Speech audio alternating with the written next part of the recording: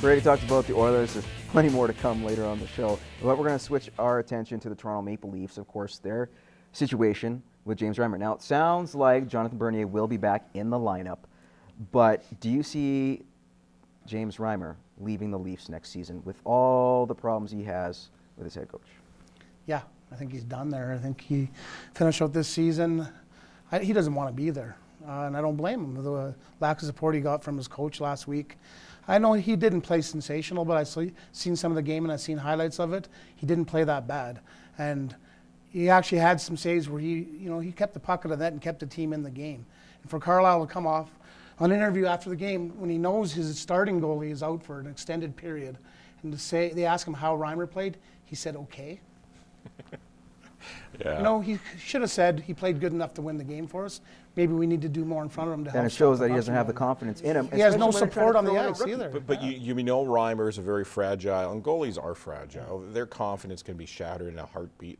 And then when you have your coach to come out and say that, and then on top of that, the morons on Twitter going after his wife, which is it's just stupid. I hate to be a Maple Leaf player playing in Toronto. It used to be the best franchise to play at, because if you're winning, it's awesome. They love you. You don't have to buy. You're a god. You're a god. You don't bring out your wallet for anything in that town. When you're losing, stay off social media. Don't go to the grocery store. Don't do interviews. And when you come off the ice in practice, they're going to criticize you, and you have 15 reporters waiting for you. You go to Tampa Bay, you have a newspaper reporter asking you questions. There's a huge difference playing in Toronto and playing down in the States, and that's why some players, you know what, yeah, Toronto's great and everything. It's hockey night in Canada, but I'd rather play my game and not worry about all that. Bobby Lou's a fine example of that, going to Florida. Not too bad for being traded back again. Love the old mask, too. How about another goalie who's out in southern Florida? Of course, we're talking about Ben Bishop, who got traded last year from the Ottawa Senators. Of course, a big acquisition for Tampa, who needed a goalie. And he's playing lights out. Team's in the playoffs, in the hunt for even a home playoff game, the first round. Guys, do you feel that Ottawa made a big mistake by letting Ben Bishop go, even though they have Lehner and they have Anderson? I guess hindsight's 20/20. Bishop was still a relatively unknown commodity in the NHL when they traded him. He was a big boy and was very promising. Yeah, and he was highly touted, big boy. But they had Anderson, they have Lehner, they had some goaltending. Maybe they wanted to hang on to him and take a little longer look at him. When you consider all they got for him was Corey Conacher, and they put him on waivers this year. He got picked up by Buffalo. And he got picked up by Buffalo. So maybe they did make a mistake. They should have hung on to him a little longer and had a better look at him. Maybe St. Louis should have too, and they wouldn't have had to trade for Miller. You know what? Right now in Ottawa, they want to point the finger at somebody, and in goaltending, it's a weak point because being with teams, and I've been on teams that, you're in the game and you're getting some shots and you're getting some opportunities, and all of a sudden you're being pressuring the team, and they come down, it goes in the net. That whole bench just goes down, and you saw that time and time again. Ottawa blowing that game against Montreal, their playoff spot was gone.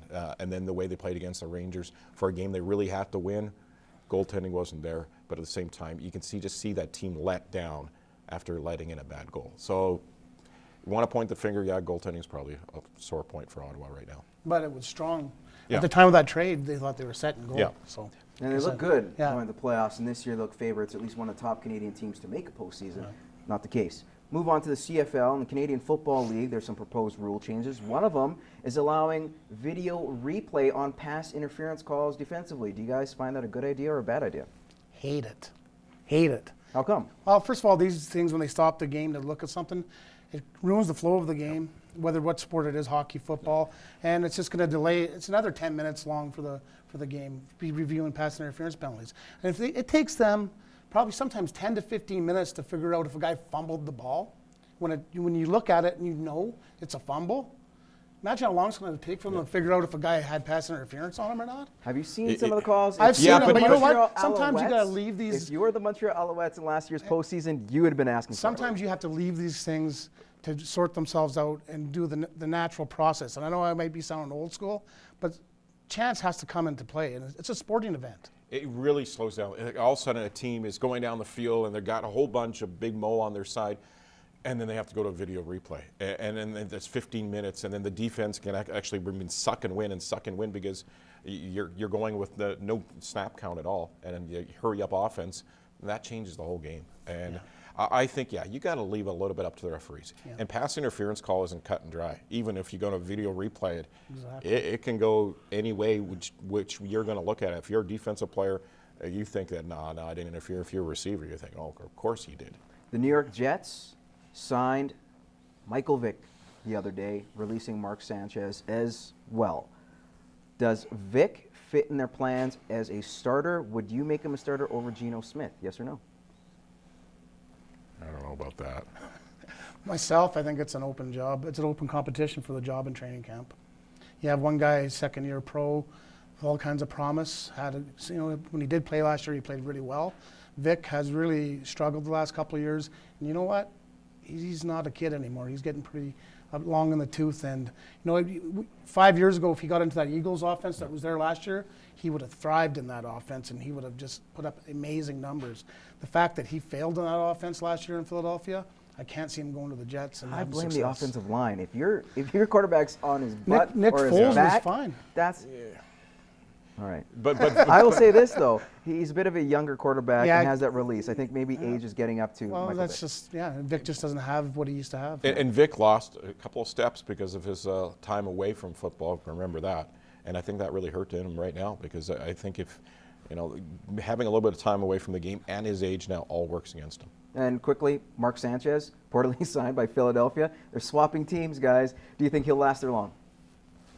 Oh, Philadelphia's hurting. Yeah, they need a backup quarterback. So yeah, I see him lasting there. Who knows? Foles too. He's proven he's a 10-game starter. So Foles could come out next year and the old sophomore slump, and Sanchez is in there. So yeah, I think he'll last a few years in Philadelphia. Yeah, I see that. Or if it doesn't work out there, be surprised if he ends up in Seattle with his old USC coach. Oh, there you go. Yeah. Good fit behind Russell Wilson. They just signed Jackson too. Seattle did so. All right, maybe third string. How about that? There you go. If you guys aren't third string and neither of you guys watching, we'll come back and we got Over Under coming up next.